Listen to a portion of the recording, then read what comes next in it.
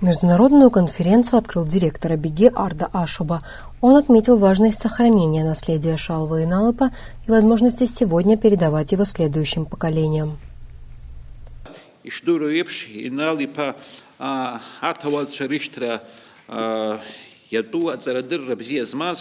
Акыр ҳаԥсуа жәлар еиԥш ауадаҩрақәа ахьаақәаз, хызгаз, аԥсуа школқәа надыркуаз, аӷа дыҟаӡамкәа, аӷа дыԥшааны идырӡуаз иҭаацәа рҟынгьы иалашәеит иашьа, иара ихаҭа ишиҭахыз еиԥш ихақәкны аҵареиҵаратә еиԥш алшара имамызт, аха имаз агәырҵҟәыли, имаз агәаҳәареи алшара инаҭеит, аԥсуа жәлар зегьы ҳӡырызго аусумҭа дуқәа аԥиҵеит. Шьалуа Инал-иԥа иҭаацәа рҟын ихьысыз ауадаҩрақәа ртәы игәаӷьынгьы аӡәгьы имҳәацызт, аха иара ԥсуа қыҭак, ԥсуа ҩнаҭак ыҟамзар ҟалап, днеины ауаа ҟәышқәа, ԥышәа змаз, адырра змаз, урҭ ирҿеиҵааз, урҭ рҳәамҭақәа идикылаз аԥсуа ҭҵаара институт аҿы ишьҭаз. Сара хықәкыла ҭабуп ҳәа иасҳәар сҭахуп, урҭ рҿахәы зҳәо аусумҭа ателехәаԥшратә очерк ахьыҟаиҵаз Руслан Мкан-иԥа Ҳашыг. Убраҟа иккаӡа иааԥшит иара иҩнаҭаҟын иҟалаз арыцҳара Аԥсны ицоз аибашьра зҵеизаҵәы зхы ақәызҵаз убри еиԥшҵәҟьа иԥхьаӡеит, ахьаа иара иҭымҵкәа шәкьыԥхьбӷьыцк инарҳаны изышьҭаз. Уи иҟалап аматериалқәа рмацара акәзар, иҟалап уи зыӡбахә имҳәо иахьа уаҵәы иҭыҵып ҳәа дзызҿыз иҵегь иусумҭақәа. Аха иахьа ҳнапаҿы иҳамоу Шьалуа Инал-иԥа иусумҭақәа, убри иаҳәеит аԥсуа ҭҵаареи Кавказ ҭҵаареи рҟын акырӡа зҵаазқәа усумҭақәа ишыҟоу.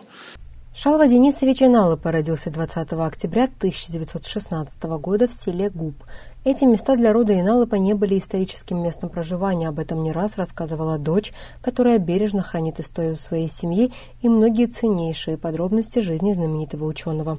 Прадед Шалва Денисовича Георгий Иналыпа вынужден был покинуть Бзыбскую Абхазию, где они жили на своих землях в районе Колдахвары и Пицунды, поскольку вместе со своим братом никак не хотел покоряться воле генерала Горчакова. Так эта ветвь рода Иналыпа оказалась в Абжуйской Абхазии, сначала в селе Река, затем в селе Куб, где и родился Шалва Денисович. Он рано потерял родителей. Важным судьбоносным моментом своей жизни сам Шалва Денисович считал поступление в Сухумскую образцовую горскую школу. Комиссия из Сухума отобрала его как способного ученика. После перевода ему не давала покоя мысль о том, что его друг, тоже очень способный мальчик, оставался в начальной школе.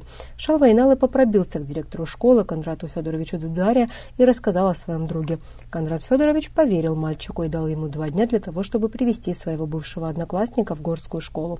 В итоге оба они закончили образовательное учреждение на медаль. Эту черту сохранил в себе ученый и много позже – находить и вовлекать пытливые умы уже в науку.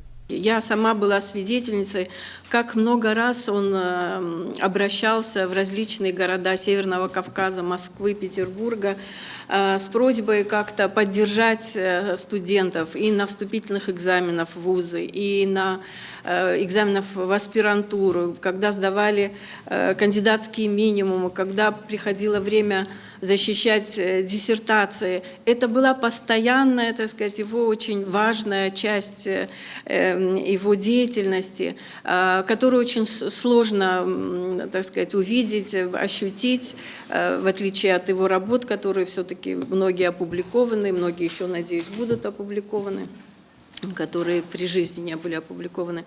Но вот это его наследие в том количестве молодых ученых, которые выбрали своей судьбой абхазоведение, это тоже огромный след его деятельности и очень важная часть его судьбы. Он умел найти какие-то слова поддержки, он умел заинтересовать этих молодых людей, очень много времени уделял выбору тематики, которая будет подходить именно данному человеку и так далее. И я много раз слышала слова благодарности за то, что вот в свое время, когда, допустим, были какие-то сомнения, Шалва Денисович находил вот самые важные, нужные слова поддержки, и он очень часто видел вот будущее этих молодых людей, видел, что из них могут выйти прекрасные ученые. Я совершенно недавно мне показала моя мама, которая сейчас вот пишет небольшую статью, если она сможет написать в ее возрасте, какие-то выдержки из писем и переписок она выбирает, и я увидела переписку с Владиславом Григорьевичем Ардзембо. Я просто хочу зачитать. «Дорогой Шалва Денисович, в минуту, когда я думаю о том счастье, что я стал аспирантом, я всегда вспоминаю вашу отцовскую заботу, вашу неоценимую помощь, благодаря которой я добился успеха. Смогу ли я хоть когда-нибудь и так далее. Но я что хочу сказать. Я очень рада, что остались эти слова. Очень многие, так сказать, не вели переписку с моим отцом, и нет таких документальных свидетельств.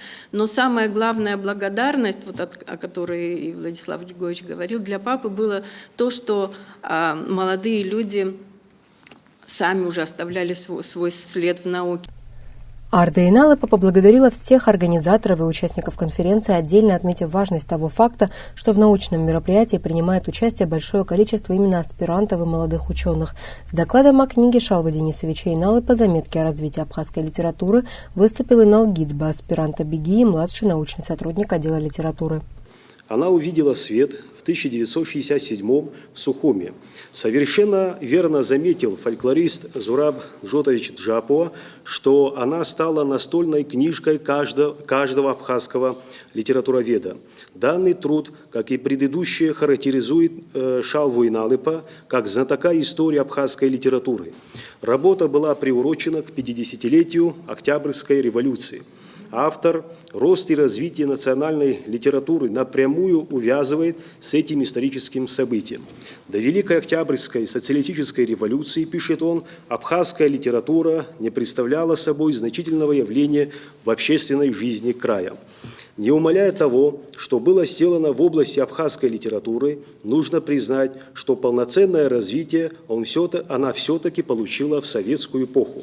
И в этом нельзя не согласиться с Шалвой Денисовичем Иналыпа. В то же время в книге Шалва Иналыпа охвачены и дореволюционные и советские периоды абхазской литературы. В главе из пройденного пути показаны ее первые шаги до 1921 года. Раскрыты особенности ее становления с 1921 по 1941 год. Кроме того, изложены достижения, трудности военных и послевоенных лет. Отечественная война принесла много горя, которое Шалва Денисович глубоко переживал, но в самом конце войны ему суждено было испытать тяжелейший удар судьбы. При освобождении Сухума погибает его единственный сын, блестящий молодой ученый, физик, сотрудник Московского института космических исследований Атгур Иналыпа. Можно только догадываться, какие чувства тогда владели отцом, да и всей семьей. Шалва Денисович пережил сына на 2 года. Сам он скончался в сентябре 1995-го. Наследие ученого огромно, только для того, чтобы изучить его, нужна серьезная работа специалистов. Его труды могут быть интересны как этнографам, историкам, литературоведам, так и всем, кого увлекает старинный быт и нравы абхазов, их обычаи и уклад жизни. Элеонора Гилаян, Георгий Кутарба, Абаза ТВ.